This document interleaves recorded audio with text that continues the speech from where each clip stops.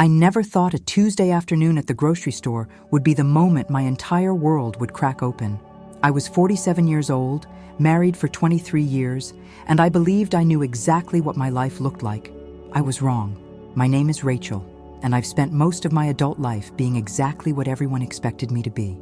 I was the reliable wife, the devoted mother, the woman who kept everything together while pretending the cracks weren't showing. I worked part-time as a school librarian in Portland, Oregon, a job I loved because it kept me close to books and children, two things that never disappointed me. My husband, David, was a successful real estate agent who traveled frequently for work. Our two kids, Emma and Jake, were away at college, and for the first time in decades, David and I had the house to ourselves. I should have been excited about this new chapter. Instead, I felt invisible. That Tuesday, I had finished my shift at the library early and decided to stop by Whole Foods to pick up ingredients for dinner. I was planning to make David's favorite meal, pan-seared salmon with roasted vegetables. It was a peace offering of sorts. We'd been distant lately, our conversations reduced to logistics about bills and schedules. I thought maybe a nice dinner could remind us of who we used to be. I was in the produce section, examining avocados, when I saw him. David was standing near the organic tomatoes, and he wasn't alone. A woman stood beside him, younger than me by at least 15 years, with glossy dark hair and a confident smile. But it wasn't just her presence that made my heart stop. It was the way he was looking at her. It was the way his hand rested casually on the small of her back. It was the way she laughed at something he said, tilting her head toward him with an intimacy I recognized because it used to be mine. And then he took her hand, just like that. In the middle of the grocery store, in the town where we'd built our life together, he held another woman's hand as if it were the most natural thing in the world. I stood frozen behind a display of apples, the avocado still in my hand, watching my husband live a life I didn't know existed. My chest felt tight, like someone had wrapped steel bands around my ribs. I couldn't breathe. I couldn't think. All I could do was watch as they moved through the store together, selecting items, talking, laughing. They looked like a couple. They looked happy. I don't remember putting the avocado down. I don't remember walking out of the store. The next thing I knew, I was sitting in my car in the parking lot, gripping the steering wheel so hard my knuckles had turned white. My phone buzzed. A text from David. "Working late tonight. Don't wait up for dinner." I stared at those words until they blurred. Working late. How many times had I heard that? How many evenings had I eaten alone, telling myself he was building our future, providing for our family? How many times had I swallowed my loneliness and convinced myself I was being selfish for wanting more? I drove home on autopilot. The house felt enormous and empty when I walked in.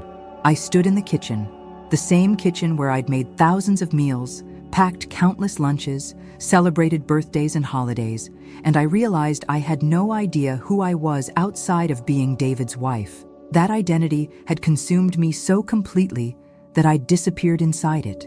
I didn't cry, not then. I was too numb.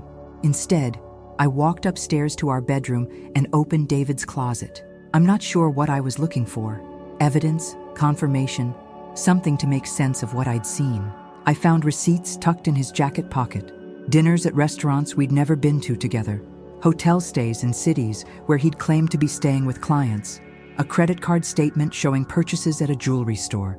I'd never received any jewelry. The evidence was all there, probably had been for months, maybe longer. I'd just been too busy being the perfect wife to notice. I sat on the edge of our bed, holding those receipts, and something inside me shifted. It wasn't just heartbreak, it was anger. No, it was rage. But beneath the rage was something else, something I hadn't felt in years, clarity. I wasn't going to fall apart. I wasn't going to beg him to choose me. I wasn't going to shrink myself any smaller to fit into his life. I was going to walk away, and I was going to do it on my terms. That night, I didn't confront David when he came home at 11:30, smelling like expensive perfume. I pretended to be asleep. I needed time to think, to plan. I'd spent 23 years being reactive, accommodating, understanding. This time, I was going to be strategic. The next morning, I called my friend Lisa. We'd known each other since our kids were in elementary school together, but we'd drifted apart over the years. I'd been so consumed with maintaining my marriage that I'd let most of my friendships fade. But Lisa had always been there, had always checked in, even when I'd been too distracted to reciprocate. "Rachel," her voice was surprised when she answered. "Is everything okay?" "Can we meet for coffee?" I asked. My voice sounded strange to my own ears, steady, determined. "I need to talk to someone." We met at a small cafe downtown an hour later. Lisa took one look at my face and reached across the table to squeeze my hand. "Tell me everything." So I did. I told her about the grocery store, about David's hand in that woman's hand, about the receipts and the lies and the years of feeling like I was disappearing. Lisa listened without interrupting, and when I finished, she didn't offer platitudes or tell me to try to work it out. Instead, she said, "What do you want to do?" That question stopped me cold. What did I want? I'd spent so long thinking about what David wanted, what the kids needed, what everyone else expected, that I'd forgotten to ask myself that question. "I want to leave," I said finally. "I want a divorce, but I want to do this right. I don't want to just react emotionally. I want to be smart about it." Lisa nodded. "My cousin is a divorce attorney. She's excellent. Let me give her your number." Within 2 days, I had met with Jennifer, Lisa's cousin, and started the process of legally separating my life from David's. Jennifer was sharp, compassionate, and thorough. She helped me understand my rights, gather documentation, and prepare for what was coming. She also helped me open my own bank account and transfer money that was rightfully mine, something I'd never thought to do because I'd always trusted David to handle our finances. "Financial independence is crucial," Jennifer told me during one of our meetings. "Many women stay in unhappy marriages because they're afraid they can't support themselves. You need to know you can." I was fortunate. My job at the library didn't pay much, but it was steady. We'd built equity in our house over the years. I was entitled to half of David's retirement accounts. Jennifer walked me through everything, making sure I understood every detail. For the first time in years, I felt like I had agency over my own life. I still hadn't confronted David. He continued his routine: work, late nights, distant conversations when we were home together. I matched his detachment, but inside, I was preparing. I was gathering strength. 2 weeks after I'd seen him at the grocery store, I was ready. I'd moved money, consulted with my attorney, and found a small apartment I could afford on my own. I'd even started seeing a therapist, a woman named Dr. Patricia Chen, who specialized in helping people rebuild their lives after major transitions. "You're doing something very brave," Dr. Chen told me during our second session. "Most people stay in situations that hurt them because the unknown is more frightening than the familiar pain. You're choosing yourself, and that takes tremendous courage." I didn't feel brave. I felt terrified, but I also felt alive in a way I hadn't in years. On a Friday evening, after David came home from work, I asked him to sit down in the living room. He looked annoyed. He'd probably had plans to shower and leave again, but he sat down anyway. "I saw you," I said simply, "at Whole Foods, 2 weeks ago, with her." I watched the color drain from his face. He opened his mouth, closed it, opened it again. "Rachel, I don't want to hear excuses," I said, cutting him off. My voice was steady, almost calm. "I've hired an attorney. I've filed for divorce. You'll be served papers next week. I'm moving out at the end of the month."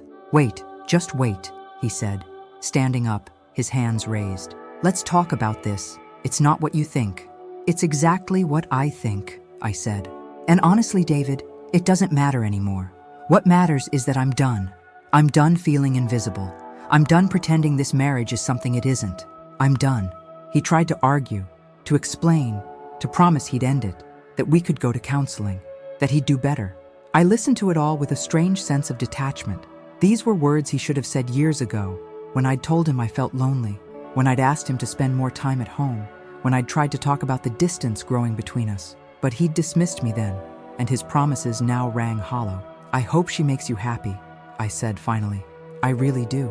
Because I deserve to be happy too, and I finally realized that happiness isn't going to come from this marriage." I stood up and walked upstairs, leaving him sitting in the living room. My hands were shaking, but I felt strangely exhilarated.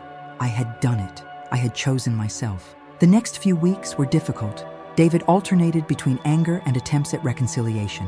He couldn't seem to understand why I wouldn't fight for the marriage, why I wasn't devastated enough to beg him to stay. The truth was, I was devastated.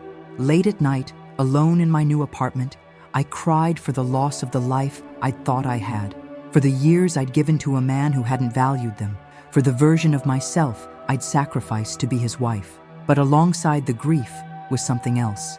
relief, and possibility. Lisa became my anchor during those weeks. She helped me move into my apartment, a cozy one-bedroom in a building near the library. She brought over wine and takeout and sat with me on the floor, surrounded by boxes while I processed everything. "You know what I realized?" I told her one night. "I've been so afraid of being alone that I've been lonely for years. Being actually alone has to be better than feeling alone in a marriage." "It is," Lisa said, "and you won't be alone for long. You have people who care about you. You just have to let us in." She was right. As I began to rebuild my life, I reached out to old friends I'd neglected. I joined a book club. I started taking yoga classes at a studio down the street from my apartment. Slowly, carefully, I began to remember who Rachel was outside of being David's wife. My kids took the news hard. Emma cried and asked if there was any way we could work it out. Jake was angry, blaming me for giving up. It hurt to see their pain, but I also knew I couldn't stay in a broken marriage to protect them from reality. They were adults now. They needed to see that sometimes the bravest thing you can do is walk away from something that's hurting you. 3 months after I moved out, I ran into David's girlfriend, or maybe she was his girlfriend, I wasn't sure, at a coffee shop. She was sitting alone, scrolling through her phone, and I recognized her immediately. My first instinct was to leave, but then I thought, why? Why should I hide? Why should I feel ashamed? I ordered my coffee and sat down at a table nearby. She looked up, and our eyes met. Recognition flickered across her face, followed by something that looked like guilt or maybe discomfort. I gave her a small, polite smile and went back to my book. A few minutes later, she approached my table. "Excuse me," she said quietly. "I know who you are. I just wanted to say, I'm sorry. I didn't know he was still married when we started seeing each other. He told me you were separated." I looked up at her, this young woman who'd been part of the destruction of my marriage, and I felt nothing. No anger, no jealousy, no pain. Just a vague sense of pity for both of us. "He's very good at telling people what they want to hear," I said simply. "Good luck." She stood there for a moment longer, then nodded and walked away. I went back to my book, and for the first time since this all began, I felt truly free. The divorce was finalized 6 months after I'd filed. I got half of everything: the house sale, the retirement accounts, the savings. It wasn't a fortune, but it was enough. More importantly, I got myself back. I decided to go back to school. I'd always wanted to get my master's degree in library science, but I'd put it off when the kids were young, and then it had never seemed like the right time. Now, at 48, I enrolled in an online program.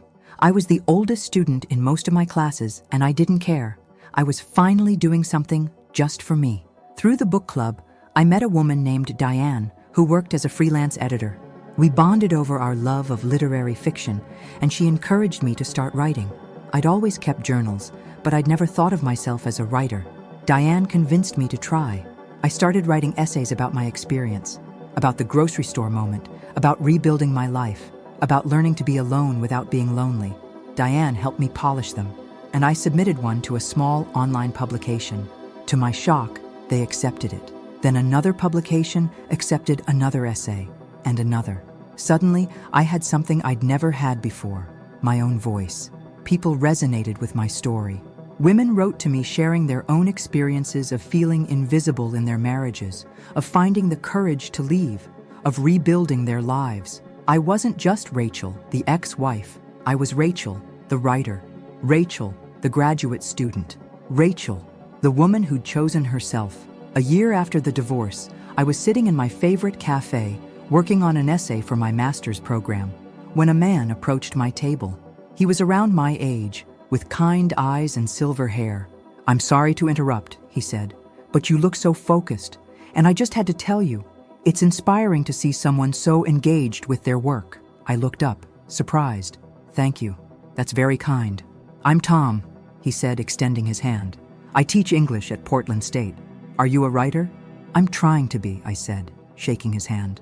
"I'm also a librarian and a graduate student. I'm still figuring out how all those pieces fit together."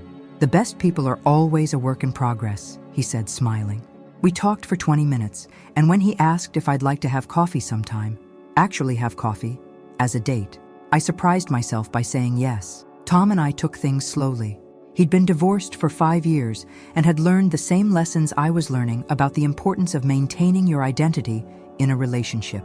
We went on walks, attended literary events, talked about books and teaching and life. He never tried to rush me or push for more than I was ready to give. He respected my space, my healing, my process. 6 months into dating Tom, Emma came to visit me. She walked into my apartment, looked around at the artwork I'd hung, the plants I was growing, the desk where I wrote, and she started crying. "Mom," she said, "you seem so happy. Like, genuinely happy. I don't think I've ever seen you like this." "I am happy," I told her, pulling her into a hug. "I'm finally happy." "I'm sorry I was angry when you left Dad," she said. "I understand now. You had to. You don't need to apologize," I said. "I know it was hard for you, but I also know that seeing your mother choose herself, even when it's difficult, teaches you that you can do the same if you ever need to." She nodded against my shoulder, and I felt something settle in my chest. My daughter understood. That meant everything. 2 years after I walked away from David in that grocery store, my life looks nothing like I expected and everything like I hoped. I finished my master's degree. I got promoted to head librarian at my school. I published a collection of essays about resilience and reinvention that actually sold well enough to give me a small advance for a second book. Tom and I moved in together, creating a partnership based on mutual respect and genuine affection rather than obligation and routine. I still see David occasionally. Portland isn't that big, and each time I'm struck by how little I feel. No anger, no regret, no what-ifs. Just gratitude that I had the courage to walk away when I did. Sometimes people ask me if I feel like I wasted 23 years of my life. I tell them no. Those years gave me my children. They taught me lessons about who I am and what I need. They showed me how strong I could be. They weren't wasted. They were preparation. Standing in that grocery store, watching my husband hold another woman's hand, felt like the end of the world. It turned out to be the beginning of my life. I walked away from that moment with nothing but my dignity and my decision. I walked away and won everything that actually mattered. My self-respect, my independence, my voice, my joy. I won myself back, and that was the greatest victory of all.